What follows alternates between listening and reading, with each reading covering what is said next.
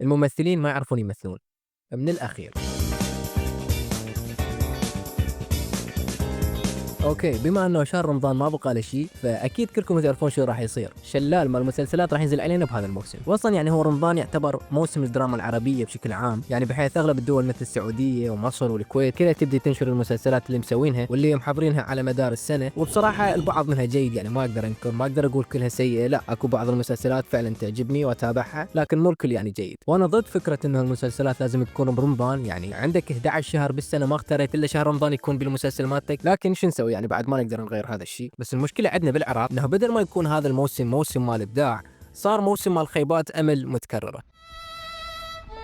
كل سنة نفس الشيء، نصوص ضعيفة، تمثيل مبالغ به، إخراج وتصوير وأفكار تعبانة، أعمال سيئة لأبعد الحدود. فاليوم حبيت أعرفكم على السبب وراء السوء بصناعة هاي المسلسلات، وليش ما عندنا مسلسلات قوية مثل باقي الدول. خلينا نبدي بالسبب الأول. من المشاهدة عمل كوميدي إن كان مسلسل أو فيلم، ومهما كان العمل يموت من الضحك، لازم بالنهاية أكو فد رسالة معينة، رسالة يحاول يوصلها لك هذا العمل. صح يضحكك وصح يخليك تستمتع وتنسى الضوجة، لكن بنفس الوقت يضربك بالحقيقة المرة على شكل كوميديا سوداء. عندك عمل كوميدي عن العبودية، أو عمل كوميدي عن الحرب العالمية الثانية، أو حتى الرأسمالية. وانا ما جاي احكي انه بس على الاعمال الاجنبيه فقط، لا، عندك مثلا اعمال عادل امام، تقريبا اغلب اعماله اللي اشتهر بيها كانت توصل رسالة معينة أو ينتقد بها شيء معين، مثل فيلم الإرهاب والكباب أو فيلم إحنا بتوع الأوتوبيس. كلها أفلام تخليك تموت من الضحك، لكن بنفس الوقت بيها معاني قاسية تخليك تفكر بالوضع اللي أنت عايش بيه. والأهم من هذا إنه هي تخليك تفكر، تستخدم هذا المخ اللي براسك. لذلك أنا من أشوف هيك مشهد وأشوفه محصل 72 مليون مشاهدة، راح تعرف ليش أنا ضايج. ما نريد جنة للصبح تسهر على التليجرام، جنتنا لازم ب 12 تاكل عشاء. رجال يلبس لبس مال نسوان ويسوروها حجية، الله ايش قد يضحك. وروح استمر على هذا التبن لأكثر من 5 سنوات. مو بس يعني برنامج ولاية بطيخ اللي يعاني من التكرار، أكثر الأعمال اللي نزلت خلال السنوات السابقة جاي تنزل بنفس الطريقة ونفس الشخصيات بدون أي تغيير. شخص سمين يحب الأكل، شخص بخيل يحب الفلوس، هذا بفليس اللي شقوا حلقي بيه. ومو بس هاي، إنه حتى المشاهد نفسها جاي تتكرر وتنعاد بنفس الطريقة. شلون؟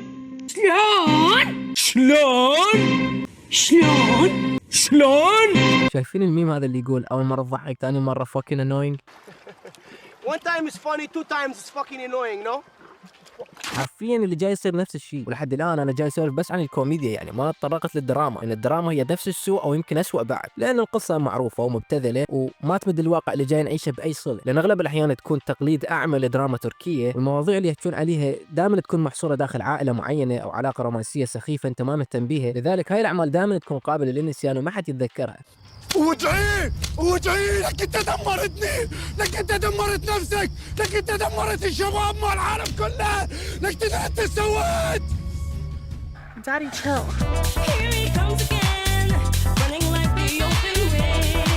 هيك؟ ليش تضرب اخوي الصغير؟ ومن اخوك واني وين شايفه؟ والله مرت اللي اخذها تدخل فرعنا، اكسر راسك. لحت لي راس تكسر. الك وافقس عينك.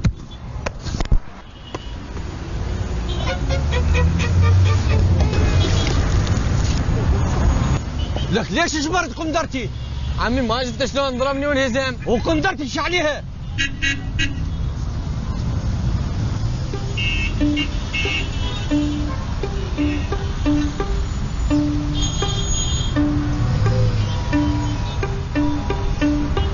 اهو هاي صارت بالخنادر، خلي اروح احسن لي.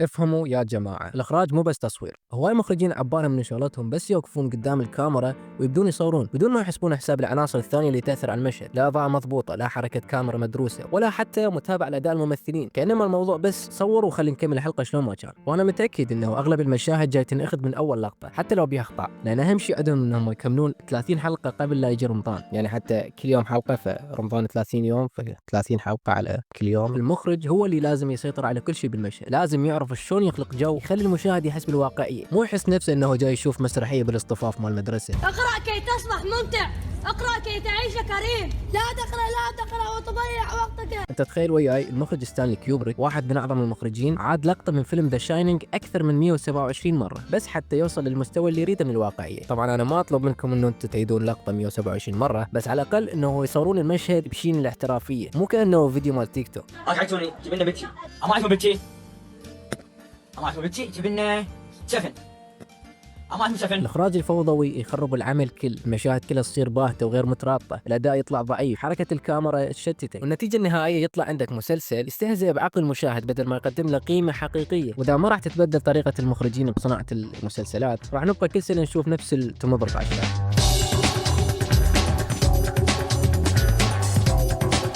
جينا لأكثر مشكلة واللي تخلي الممثل يبين شكله غبي وما يعرف يمثل، والسبب هو الاعتماد على التمثيل المسرحي وليس السينمائي. ولأن أيضا أغلب الممثلين جايين من خلفيات مسرحية واللي تتطلب يعني انفعالات وتعبيرات جسدية مبالغ بها حتى توصل المشاعر للجمهور الحاضر بالمسرح، لكن إذا كنت جاي تمثل قدام الكاميرا واللي تقدر تبين التفاصيل الدقيقة فما يحتاج تصيح عليه والله العظيم. شو تريدين من البنيه؟ هسه فهمت، جيت اشتكيت لك الخاتون وانت شالتك الغيره وجيت علي مو؟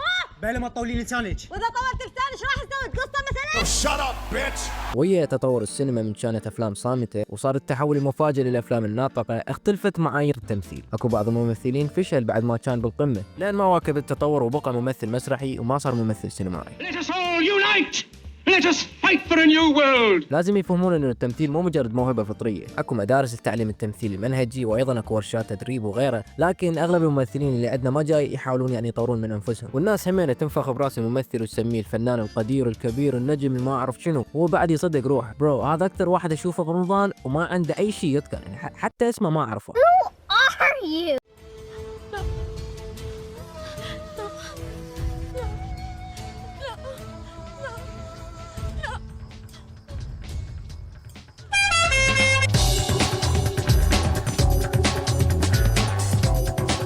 قبل كم اسبوع طلعت الممثله آلاء حسين ونشرت ستوري بالانستا كاتبه بيه هذا الكلام، واللي توصف به انه المنتجين مال المسلسلات ان هم مجاديه ويموتون على الفلوس، وهذول المقاولين او المنتجين ما راح يصنعون دراما. وبالمناسبه يعني انا اتفق ويا كلامها 100%، السبب اللي يخلينا ما نشوف اي شيء جديد يعني خارج الاطار انه القنوات التلفزيونيه اللي مسيطره على انتاج المسلسلات لازمينها سياسيين او احزاب او من هاي الشله، يعني انت عرفت قصدي. فمن المنطق انت ما راح تشوف اكو اعمال تمتلك الجرأه حتى تنتقد هاي الطبقات لانهم اصلا عايشين على رحمتهم، فيقدرون يتحكمون بالممثلين وبارائهم وما يخلونهم يتمردون عليهم. وايضا اكو شغله ثانيه انهم يشرطون على الممثلات ويطلبون من عندهم يقدمون تنازلات معينه، وهذا كلام مو من جيب، يعني هاي السالفه صايره هواي. وحتى انا جاي اسوي الفيديو طلعت اكو ممثله وهي جاي تتهم كم منتج او مخرج انه هو جاي يبتزها من هذا الكلام. وين اكو شخص موهوب يتساوم؟ وين اكو شغوف يبتز ويتساوم بهذا الزمن؟ وين اكو بدون قبول وايجاب؟ لين ما تقول لي اضربك بالشارع عيب،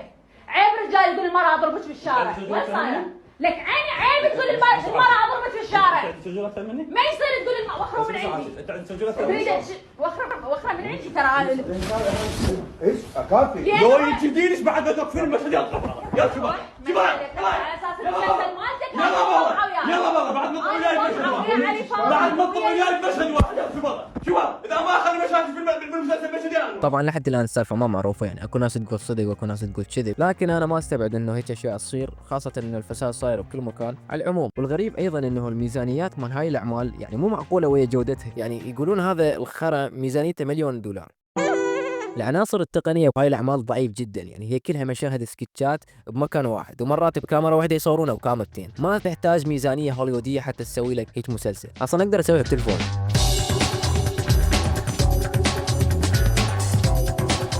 ما ابالغ اذا اقول واسطات هي من اكبر الاسباب اللي تساهم بتدهور مستوى الاعمال الفنيه، يعني تلقى هواي ممثلين يحصلون ادوارهم بسبب علاقاتهم الشخصيه، وهذا ما بيشي اذا الشخص عنده موهبه ويحتاج مساعده بس حتى يوصل، لكن هي شلون صايره مثل الوراثه، يعني الممثل يجيب ابنه وابنه يجيب حفيده وحفيده يجيب وتستمر شجره العائله كلهم ممثلين. وقلت لكم ماكو مشكله اذا الشخص عنده امكانيه، لكن كلهم امكانياتهم محدوده بالتمثيل. وايضا الواسطات يعني مو بس للاقارب وغيره، لا مرات يجيبون مشاهير ما عندهم اي خبره بالتمثيل، لكن حسب عدد متابعينهم حتى يزيد المشاهدات مال العمل، وهم عندهم بما انه العمل جاب مشاهدات معناها ناجح. والشيء اللي سوى ضجه قبل ايام انه اكو واحد طلع بالبرنامج الخايس هذا مال قسمه ونصيب، اخذ دور بطوله راح ينزل بهذا رمضان. يعني كانهم جاي يقولون لك انه لازم تنزل كرامتك وتطلع برنامج مال طيحان حظ حتى تحصل دور بمسلسل. شنو دور؟ قصدي حتى يسوونك بطل.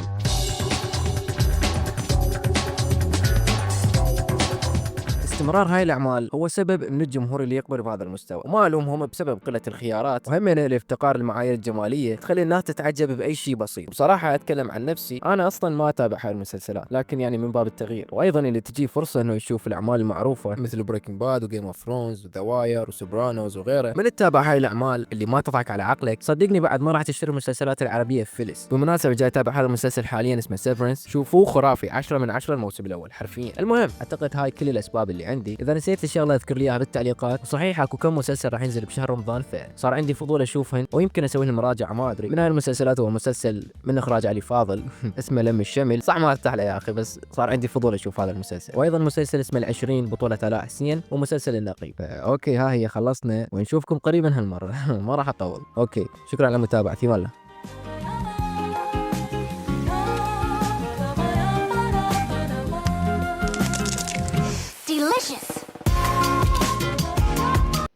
ابني يعني انا تالي وياك يوميا مسوي لنا مشكله ويا جوارين يوميا. يابا انا علي هو بينهم يدور عركات، انا علي انشب لك حيوان.